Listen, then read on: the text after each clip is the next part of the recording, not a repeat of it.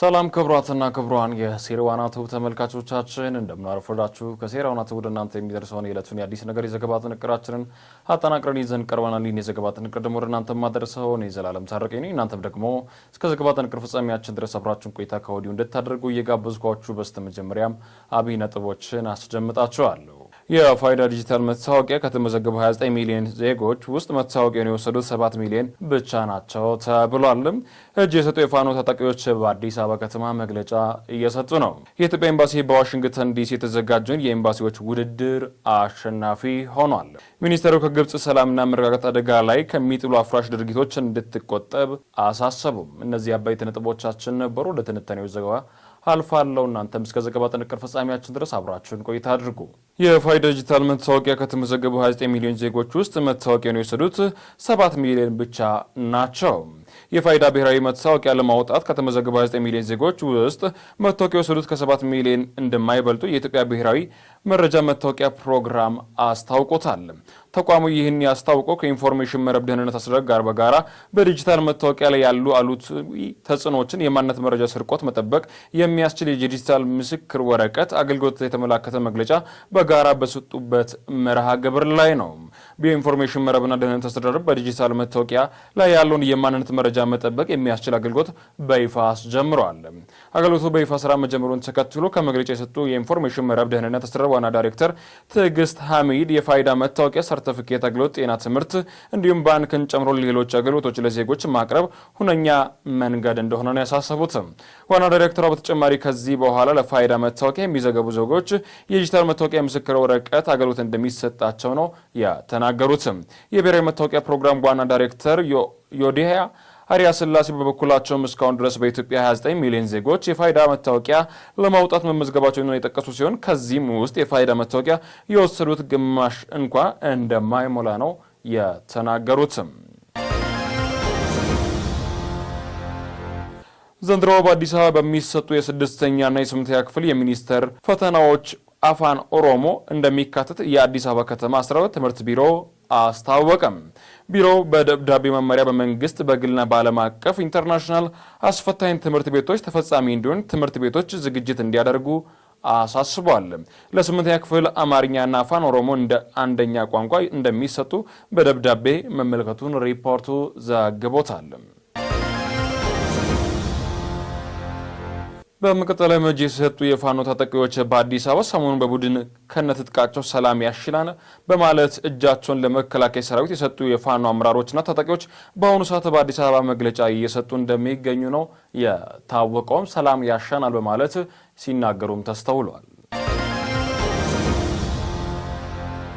የኤርትራው ፕሬዝዳንት ኢሳያስ አፈወርቂ ሳውዲ አረቢያ እንደ ናይል ተፋሰስና ቀይ ባህር ባሉ ቀጠናዊ ጉዳዮች ያላትን ተሳትፎ እንድታሳደግ እንዲሁም ለቀጠናው ሰላም ከፍተኛ አስተዋጽኦ እንድታደርግ ጠየቁ።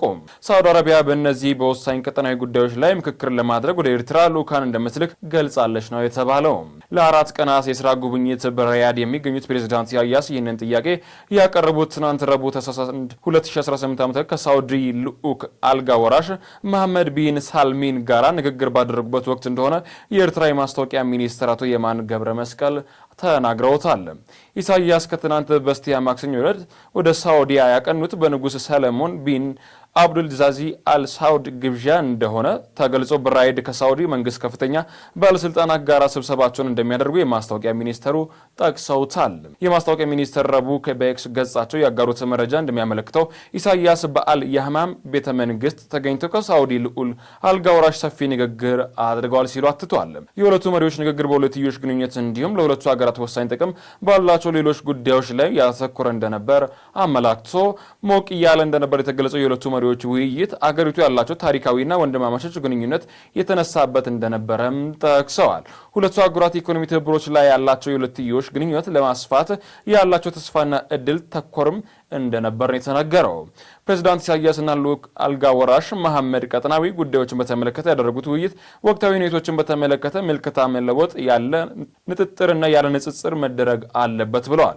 ቀጠናዊ ጉዳዮች ተብለው የተጠቀሱት የአባይ ተፋሰስ፣ የአፍሪካ ቀንድ ባህር በርና የአረቢያን ባህረ ሰላጤ ናቸው። የማስታወቂያ ሚኒስትሩ በለጠፏቸው ሁለቱ ወገኖች ሳውዲ አረቢያ በእነዚህ ሁለት ቀጠናዊ ጉዳዮች ላይ ስለሚኖር ተገቢ ሚና ተወያይተናል ሲሉ ጽፈው ፕሬዝዳንት ኢሳያስ ሳውዲ አረቢያ ከዚህ ቀደም በእነዚህ ጉዳዮች ላይ ንቁ ሚና እንደነበራትም አንስተዋል። የማነ ገብረ መስቀል የደብረ ኢኮኖሚ እድገት እንዲኖር ለማድረግ ዘላቂ ቀጣናዊ ሰላም ማስፈን አስፈላጊ ቅድመ ሁኔታ መሆኑን አስምረውበታል ሲሉ ፕሬዝዳንቱን ያስነበቡትን ነጥብ አስረድተዋል። ፕሬዝዳንት ኢሳያስ አክለውን በጠቅላላው በሰፊው ቀጠናና በተለይም በጎረቤቶች ሰላምና መረጋጋት ስለማስፈን ሳውዲ አረቢያ ከፍተኛ ሚና እንድትጫወት ነው የጠየቁትም። ይህ ጥያቄ የቀረበላቸው ልዑል አልጋ ወራሽ መሐመድ ቢን ሰላም በበኩላቸው በቅርቡ ልዑካን ወደ ኤርትራ እንደሚልኩ መናገራቸውን የማስታወቂያው ሚኒስተር የማነ ገብረ መስቀል አክለዋል። ወደ ኤርትራ የሚጓዘው ልዑካን ፕሬዝዳንት ኢሳያስ ባነሷቸው ወሳኝ ቀጠናዊ ጉዳዮች ላይ ጥልቅ ምክክር እንደሚያደርግ ልዑኩ አልጋ ወራሽ መግለጻቸውን አንስቶታል። የኢትዮጵያ ኤምባሲ በዋሽንግተን ዲሲ የተዘጋጀውን የኤምባሲዎች ውድድር አሸነፈም። በዋሽንግተን ዲሲ የሚገኝ የዓለም ሀገራት ኤምባሲዎች የሚሳተፉበት የአሜሪካ የንግድ ማዕከል ያዘጋጀው የአውደ ርዕይ ባዛር መርሃ ግብር ተካሂዷል። በዚህ መርሃ ግብር ላይ የኢትዮጵያ የቡና አፈላል ስርዓት፣ የኢትዮጵያ ባህላዊ ውዝዋዜዎች፣ የአክሱም ሐውልት፣ የላሊበላ ውቅር አብያተ ክርስቲያናት፣ ጥንታዊ የሐረር ከተማ፣ የሰሜንና ባሌ ተራሮችን ጨምሮ የኢትዮጵያ የቱሪዝም ሀብቶች ቀርበዋል። በአውደ ርዕዩ ላይም በዚህም በዕለቱ ዳኞች ምርጫ 70 ኤምባሲዎች በመበለጥ በአሜሪካ የሚገኙ የኢትዮጵያ ኤምባሲ የዓመቱ ምርጥ ኤምባሲ ተብሎ ተመርጧል። በአውደ ርዕይና ባዛሩ ላይስ ከ8000 በላይ ተሳታፊዎች የኢትዮጵያና ቡና በመቅመስ በርካታ የአሜሪካዊ የዋሽንግተን ዲሲ ነዋሪዎች ጉብኝት አድርገዋል። በተጨማሪም በኢትዮጵያ ያሉ ኢንቨስትመንቶች እድሎችን፣ የኢትዮጵያ ታሪክ ቅርሶችን፣ የቱሪዝም ህዝቦች የሚያሳይ ቪዲዮ ላይ ለእይታ ቀርቧል። የኢትዮጵያ ባህላዊ ውዝዋዜ ትርኢት፣ ባህላዊ ምግብን፣ መጠጦች፣ ባህላዊ የቡና አፈላል ስነ ስርዓት ዝግጅት አካል እንደነበር ኤምባሲው በላከው መረጃ ገልጾታል። ዝግጅቱን ለመጎብኘት የመጡ እንግዶች የኢትዮጵያን የቱሪዝም መስህቦችን ለመጎብኘት በቀጣይ ወደ ኢትዮጵያ ለመምጣት ፍላጎት አሳይተዋል ነው የተባለው።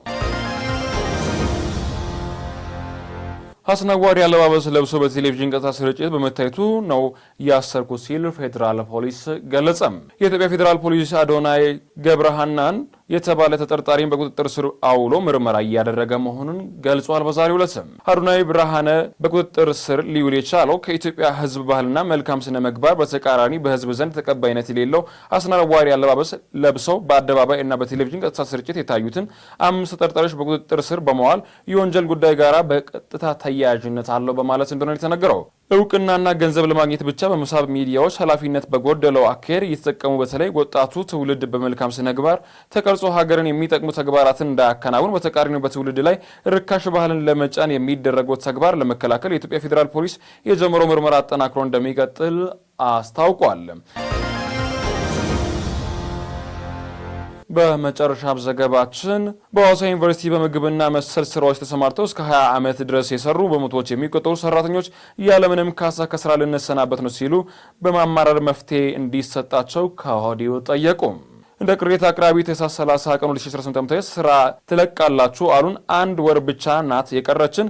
እስከ 20 ዓመት የሰራ ሰራተኛ አለ። በአጠቃላይ ወደ 800 ሰራተኛ ነው ያለው። ይህ ሁሉ ከሰራ ተብሮ እንዴት ነው የሚለውን ለተከፈ ኢትዮጵያ ገልጸዋል። ዩኒቨርሲቲው ስንጠይቅ የማውቀው የለም ይላል። ጭራሽ እያስፈራሩ ነው። ይህ ሁሉ ዓመት አገልግለን መፍትሄ አጥተናል በማለት በሐዋሳ ዩኒቨርሲቲ በምግብና በተለያዩ ዘርፍ ያገለግሉ ግልጋሎት የሰጡ እነዚህ ሰራተኞች በአሁኑ ሰዓት ድምጻቸውን እያሰሙ መሆኑ ነው የተነገረው። ክቡራትና ክቡራን የሴርዋና ቱብ ተመልካቾቻችን ለዛሬ ያዝናቸው ዘገባዎች ይህን ይመስሉ ነበር። አብሬያችሁ ቆይታ ያደረኩት ከመላው ስቱዲዮ ባለሙያ ጋር እኔ ዘላለም ታረቀኝ ነበርኩ።